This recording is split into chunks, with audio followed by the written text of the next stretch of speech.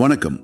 இன்னைக்கு நாம ஒரு கொஞ்சம் வித்தியாசமான ஆனா ரொம்ப யோசிக்க வைக்கிற ஒரு விஷயத்தை ஆழமா பார்க்க போறோம். ஆமா, நீங்க எங்க கிட்ட பகிர்ந்துக்கிட்டீங்களே, திமோத்தி ஆல்பெரினோவோட பிறப்புரிமை, வரவிருக்கும் மனிதனுக்கு பிந்தைய பேரழிவு புத்தகம், அதோட சில முக்கிய பகுதிகளை எடுத்து அலசலான் இருக்கும். நிச்சயமா. இது மனிதர்களோட தோற்றம், பிரபஞ்சத்துல நம்ம இடம், டெக்னாலஜி, ஏன் வேற்றுலக வாசிகள் வரைக்கும் போகுது. ஆமா, எல்லாத்தையும் ஒரு குறிப்பிட்ட பைபிள் கண்ணோட்டத்துல இணைச்சு பாக்குது இல்லையா? அதேதான். இது எல்லாரும் ஏத்துக்கிற பார்வைன்னு சொல்ல முடியாது. ஆனா இது சொல்ற வாதங்கள் கொஞ்சம் யோசிக்க வைக்கும். அதோட மைய கருத்து என்ன சொல்றீங்க?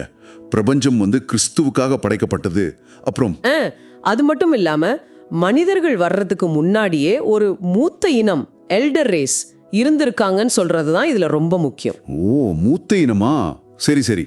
நாம இன்னைக்கு இந்த கருத்துக்களையும் இது எப்படி மனிதர்களோட பிறப்புரிமைங்கிற விஷயத்தோட இணையுதுன்னு கொஞ்சம் விரிவா பார்க்கலாம். சரி, வாங்க ஆரம்பிக்கலாம். முதல்ல இந்த மூத்த இனம் யாரு? இவங்க மனிதர்களுக்கு முன்னாடியேவா? புத்தகம் யோபு புத்தகத்தை மேற்கோள் காட்டுது. பூமி படைக்கப்பட்டப்போ விடியற்கால நட்சத்திரங்கள் பாடினாங்களாம், தேவகுமாரர்கள் ஆர்ப்பரிச்சாங்களாம். ஆமா, கேள்விப்பட்ட மாதிரி இருக்கு. இவங்க தான் அந்த மூத்த இனம்னு அல்பெரினோ சொல்றாரு. அதாவது தேவ தூதர்கள் மாதிரி உயர்நிலை உயிரினங்கள். ஓஹோ. அப்புறம் பாத்தீங்கன்னா பவுல் கொலோசேருக்கு எழுதினதுல சொல்ற மாதிரி கிறிஸ்து மூலமா சிங்காசனங்கள், ஆதிக்கங்கள், அதிபதிகள், அதிகாரங்கள்லாம் படைக்கப்பட்டிருக்கு. ஆமாமா, அது ஒரு படிநிலை அமைப்பு மாதிரி சொல்றீங்க இல்லையா பரலோகத்துல? கரெக்ட். ஒரு பெரிய பிரபஞ்ச ராஜ்யம். மனிதன் இதுல ஒரு முக்கியமான ஆள். ஆனா முதல் ஆளோ ஒரே ஆளோ இல்ல. அப்போ நாம கொஞ்சம் லேட்டா வந்தவங்களா? அந்த ஊதாரி மகன் கதை இதுக்கு எப்படி பொருந்தது? ஆமா, அது ஒரு நல்ல ஓமைன்னு புத்தகம் சொல்லுது. அந்த ஓமையில வர்ற மூத்த மகன் இருக்கானே, அவன் ஒருவேளை இந்த மூத்த இனத்தை குறிக்கலாம். இளைய மகன் மனிதன் வழி தவறி போயிட்டு திரும்ப வர்றான். அப்ப அந்த மூத்த மகனுக்கு கொஞ்சம் பொறாம வருது. ஆனா கடைசியில தகப்பன் 2 பேரையும் ஏத்துக்கிறாரு. இது பரலோகத்துல இருக்கிறவங்களுக்கும் பூமிக்கு விழுந்து போய் திரும்ப கடவுள்கிட்ட வர்ற மனிதன் இனத்துக்கும் உள்ள உறவை காட்டுதுன்னு ஒரு விளக்கம். ஓ, இது ஒரு இன்ட்ரெஸ்டிங்கான பார்வை. ஆனா அந்த மூத்த இனத்துல எல்லாரும் நல்லவங்களா? இல்லையே, லூசிஃபர். ஆமா, அங்குதான் பிரச்சனை ஆரம்பிக்குது. ஏசாயா, எசேக்கியேல் புத்தகங்களை வச்சு லூசிஃபர் ஒரு பெரிய ஆளு, ஒரு கேருபீன், காவல் தூதர் மாதிரி. ஆமா, ஒரு உயர் பதவி. ஆனா தன்னோட அழகு ஞானத்தால பெருமை கொண்டு கடவுளுக்கு எதிரா திரும்பி விழுந்து போயிட்டான். இதுதான் இந்த பிரபஞ்ச போரா? ஆமா, இந்த போராட்டத்தால தான் பூமி ஆதியாகமம் 1:2 சொல்ற மாதிரி ஒழுங்கற்றதாகவும் வெறுமையாகவும் ஆச்சுன்னு ஒரு தியோரி இருக்கு. கேப் தியோரின்னு சொல்வாங்க. அப்போ கடவுள் படைச்சது நல்லாதான் இருந்துச்சு, ஆனா இந்த சண்டையால எல்லாம் கெட்டு போச்சா? அப்புறம் சரி செஞ்சாரா? ஆமா, அந்த மாதிரி ஒரு விளக்கம் இது. அதுக்கப்புறம் தான் கடவுள் பூமியை மறுசீரமைச்சு மனிதனை படைக்கிறார். அடேங்கப்பா, இது நம்ம யதார்த்தத்தையே கேள்வி கேக்குதே. நாம பாக்குற உலகம் இது உண்மையா இல்ல நிழலா? அதுக்கும் புத்தகம் வருது. நாம பாக்குறது முழு யதார்த்தம் இல்ல, ஒரு நிழல் மாதிரி தான். பிளேட்டோவோட குகை மாதிரி? கிட்டத்தட்ட அதேதான். சயின்ஸே சொல்லுதே, அணுக்கள்ல எவ்வளோ வெற்றிடம் இருக்கு, குவாண்டம் பிசிக்ஸ் எவ்வளோ விசித்திரமா இருக்கு. ஆமா, டைம் கூட ரிலேட்டிவ் தானே. அதே. சோ பவுல் சொன்ன மாதிரி நாம இப்போ மங்களா பாக்குறோம். நம்ம வீழ்ச்சியால நம்ம பார்வை குறைஞ்சு போயிடுச்சு. அப்போ இந்த சூப்பர் நேச்சுரல் பேய் பிசாசுன்னு சொல்றதெல்லாம் அது ஒருவேளை நம்ம பார்வைக்கு அப்பாற்பட்ட உயர் பரிமாண யதார்த்தத்தோட பகுதியா இருக்கலாம். நம்ம புரிதலுக்கு அப்பாற்பட்ட இயற்கை. புரியுது. ஸ்ட்ரிங் தியரி மாதிரி விஷயங்கள். பிரபஞ்சம் அதிர்வுறும் சராக அழுக்கலாம். அந்த இசையை கடவுள் இயக்குறாரா? அந்த மாதிரி ஒரு பார்வையையும் புத்தகம் முன்வைக்குது. நம்ம ஆன்மாவுக்கு ஒரு 4வது பரிமாணம் இருக்கலாம். பேய் பிடிக்கிறதுங்கிறது கூட வேறொரு சக்தி நம்ம ஸ்பேஸ்க்குள்ள வர்றதா இருக்கலாம். இந்த பார்வை குறைபாடு, வீழ்ச்சி இதெல்லாம் எங்க ஆரம்பிச்சது? ஏதேன் இல்லையா? ஆமா, ஏதேன் தோட்டம் சும்மா ஒரு கார்டன் இல்ல. அது பூலோகத்தையும் பரலோகத்தையும் கனெக்ட் பண்ற ஒரு இடம், ஒரு வாசல் மாதிரி, ஒரு போர்ட்டல் இருக்கலாம். அங்கதான் மனுஷன் தன்னோட பிறப்புரிமையை, அதாவது பூமியை ஆளுகிற உரிமையை இழக்க ஆரம்பிச்சான். அந்த சர்ப்பம் அது நிஜ பாம்பா இல்ல வேற யாராவதா? முத்தகம் சொல்றது அது விழுந்து போன மூத்தர் இனத்தை சேர்ந்த ஒரு சக்திவானவனா இருக்கலாம். ஒருவேளை லூசிஃபரே கூட இருக்கலாம். அவன் நீங்களும் கடவுளாகலான்னு ஆசை காட்டி ஏமாத்திட்டான். இங்கதான் டார்வின் தியரிய தப்புன்னு சொல்றீங்க இல்லையா? நாம முன்னேறல, சிதைவடைறோமா? ஆமா, இது ஒரு முக்கியமான point.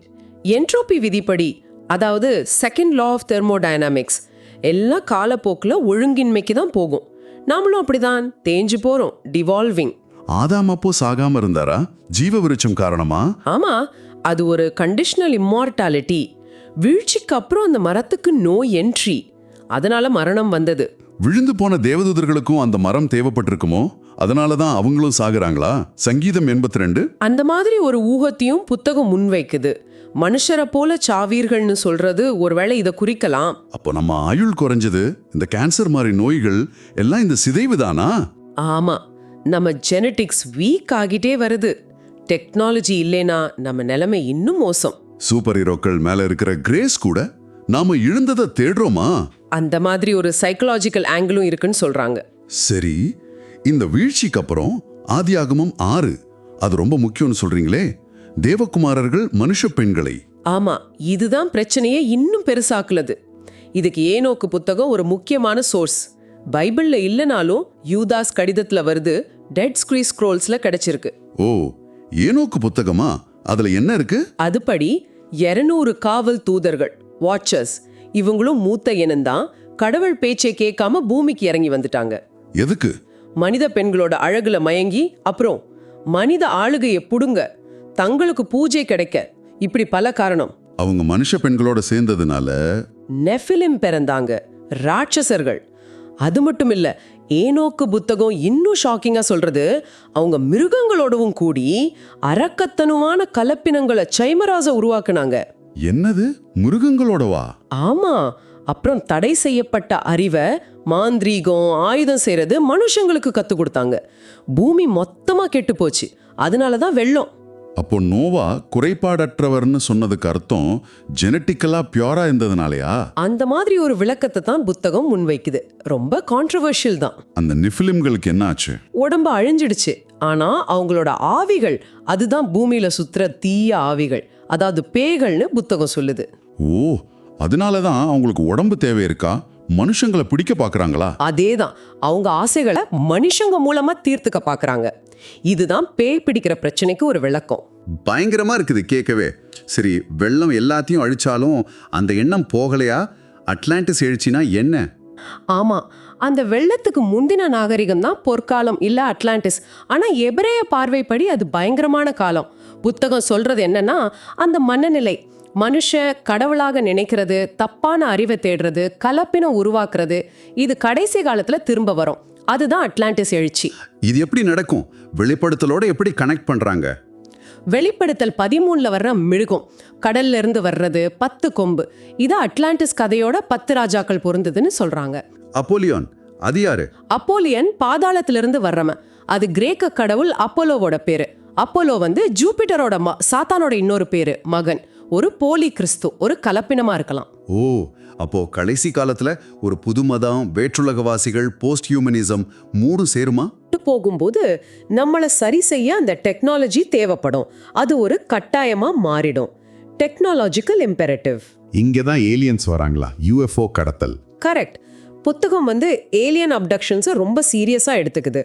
David Jacobs, but Hopkins மாதிரி ரிசர்ச்சர்ஸ் சொல்றத மேற்கோள் காட்டுது. அவங்க என்ன சொல்றாங்க? இது நிஜமா? இது வெறும் கனவு இல்ல, நிஜமா நடக்குது. மெடிக்கல் எக்ஸாம், முக்கியமா ரீப்ரொடக்டிவ் ப்ரொசீஜர்ஸ் நடக்குது. விந்து, கருமுட்டை எடுக்கிறது, கலப்பினங்களை உருவாக்குறது.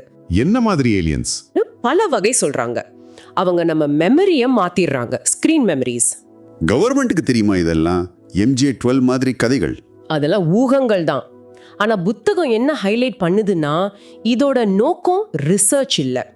ஜேக்கப் சொல்ற மாதிரி நம்ம இடத்தை பிடிக்கக்கூடிய மனித வேற்றுலக கலப்பினங்களை, ஹைபிரிட்ஸை ரகசியமா உருவாக்குறாங்க. அவங்க நம்மளோட கலந்து வாழ போறாங்க.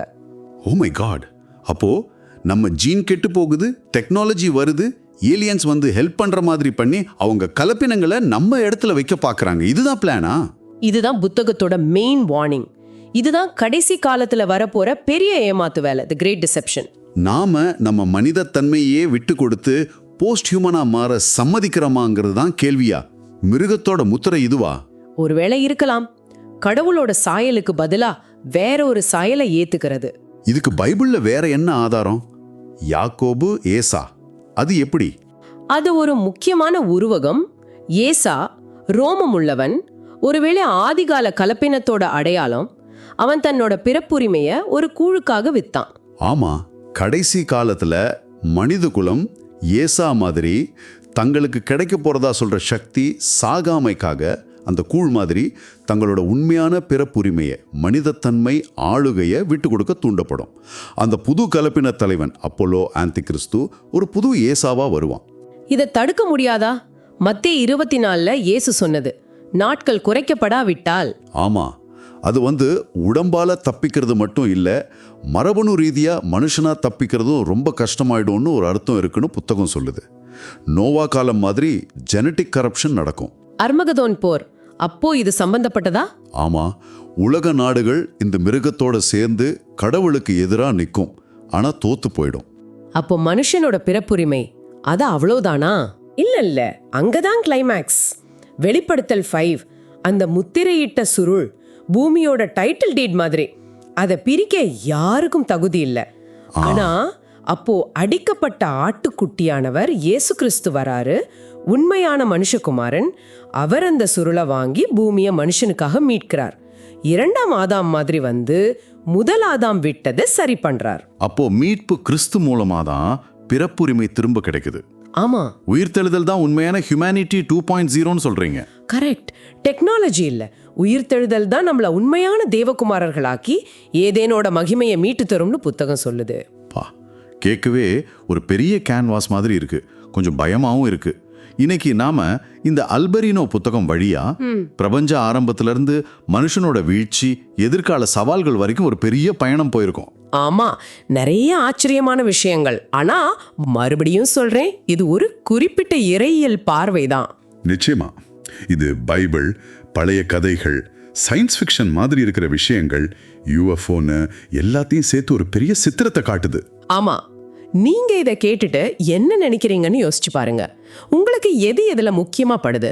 இறுதியா உங்களுக்கு ஒரு சிந்தனை மட்டும் விட்டுட்டு போறோம். இந்த புத்தகம் சொல்ற மாதிரி நம்மளோட உயிரியல் அமைப்பு, அந்த கடவுளின் சாயல் தான் நம்ம அடையாளத்துக்கும் ஆளுகைக்கும் அடிப்படைனா, இப்போ டெக்னாலஜி வேகமா வளர்ந்து நாம் அந்த அமைப்பையே மாற்ற முடியுங்கிற நிலைமைக்கு வர்றோம். ஒரு மனிதனுக்கு பிந்தைய நிலையை நோக்கி போறோம். ஆமா, அப்படி போனா இந்த புத்தகத்தோட லாஜிக் படி மனுஷனா இருக்கிறதுக்கு என்ன அர்த்தம்? அந்த சாயலை நாமளே மாத்துறது மூலமா நாம அறியாமலேயே நம்ம பிறப்புரிமையை, நம்ம ஆளுகையை வேற யாருக்கும் விட்டு கொடுக்குறோமா? யோசிச்சு பாருங்க. அடுத்த முறை சந்திப்போம்.